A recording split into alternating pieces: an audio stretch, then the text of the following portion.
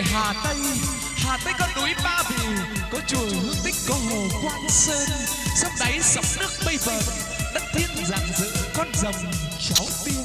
Lời mời thay cho lời chào theo yêu cầu ban nhạc sông đáy Thanh Tuấn Xuân Tám ra mắt bản yêu âm nhạc album đầu xuân với chủ đề Lắng nghe mùa xuân về.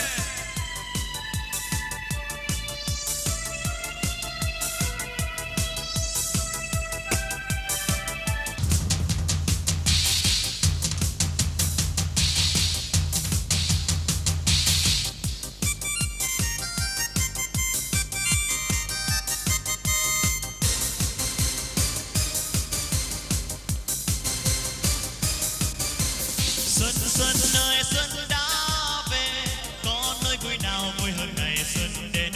Xuân ơi xuân đã về, tiếng bao giao thừa mừng đón mùa xuân. Xuân ơi xuân đã về, cánh én bay vờn cho tim mình nào nức.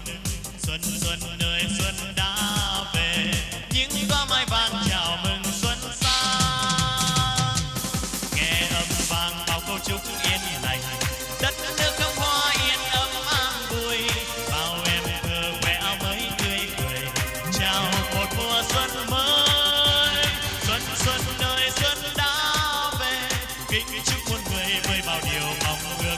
Xuân ơi xuân đã về, kính chúc muôn nhà gặp nhiều an vui.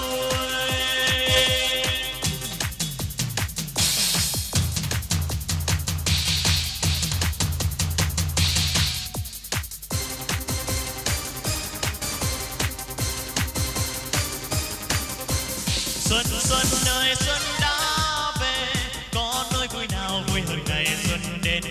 Xuân ơi xuân đã về, tiếng bao giao thừa mừng đón mùa xuân. Xuân ơi xuân đã về, cánh én bay vờn cho tim mình nào nức. Xuân ơi xuân đã về, những đóa mai vàng chào mừng xuân sang.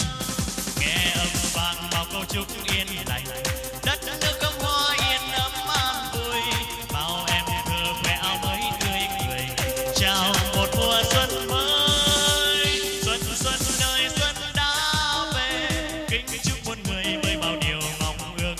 Xuân ơi xuân đã về, kính chúc muôn nhà gặp nhiều an vui.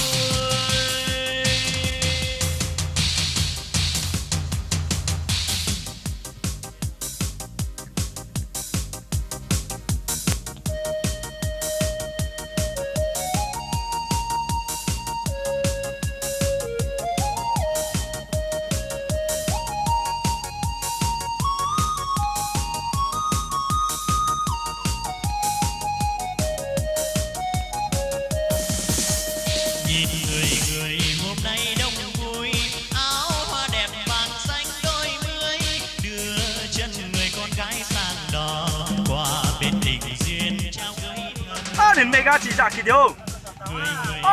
你妹妹也过来，我个。 Nói cô đẹp hiền ngoan xinh xinh, nhưng vui hơn là anh rể chung tình trong áo dài ngăn đóng quê hương. 去哦，他没干你就去哦，你这边点多少你给我拿。 Sẽ duyên nồng bền vững từng ngày đợi chờ, trời thương cho anh vui sống bên hiền nga. Ôi ngao đẹp này lòng gì. 我出去，我出嚟嗰個團菜啊，我出嚟嗰個團蒸嗰度轉陰收啦嚇。我食燒撈啊，我煮我都嘢團菜啦，咁就。我都chạy nữa trong này quay lại nè, đâu có chỉ tờ hả?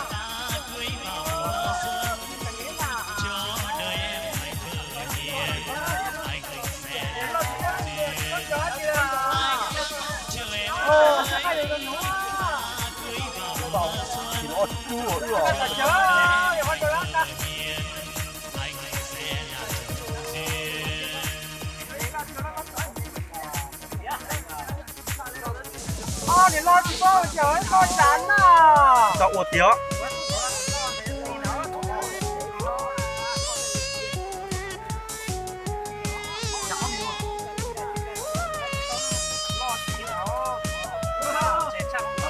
Chú ý trộm, chú có tao lửa chú tao gì?